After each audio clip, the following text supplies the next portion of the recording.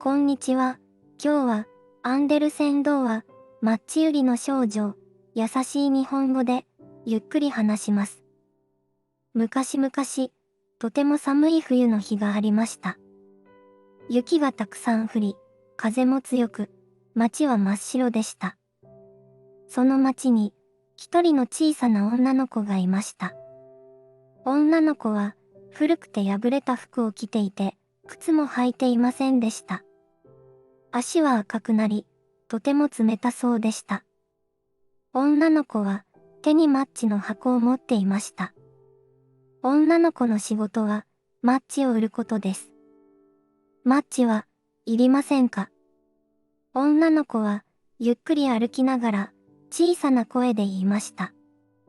でも誰も買ってくれませんでした。街の人たちは急いで歩いていて、女の子を見る人はほとんどいませんでした。本当は女の子も早く家に帰りたかったのです。でもマッチが一つも売れないまま帰るとお父さんに叱られてしまいます。だから女の子は帰ることができませんでした。夜になり、街はもっと暗く、もっと寒くなりました。女の子は道端に座り、マッチをじっと見つめました。少しだけ暖かくなりたい。女の子はそっとマッチを一本すりました。マッチの火はオレンジ色に光りました。その火は小さなろうそくのようでした。女の子は手を温めながら火を見つめました。すると女の子の目の前に不思議なものが見えました。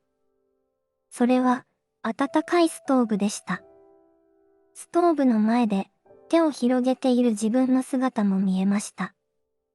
でも、マッチの火が消えると、ストーブもすぐに消えてしまいました。女の子はもう一度マッチをすりました。今度は美味しそうな食べ物が見えました。テーブルの上にローストしたガチョウがありました。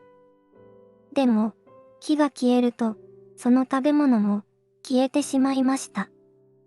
3本目のマッチをすると、今度は大きなクリスマスツリーが見えました。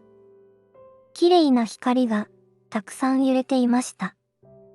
でも、また火が消え、ツリーも消えてしまいました。女の子はもっと見たくて、手にあるマッチを全部すりました。すると、優しい顔のおばあさんが現れました。女の子がとても大好きなおばあさんです。おばあさんはもうこの世にはいませんでした。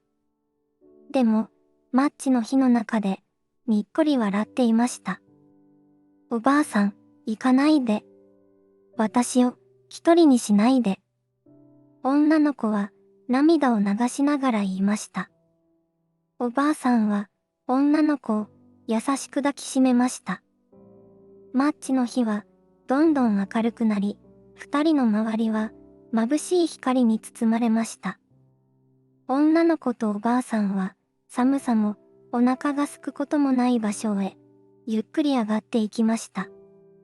次の日の朝、町の人たちは道端で動かなくなった女の子を見つけました。女の子は優しい顔をしていました。手には空になったマッチの箱がありました。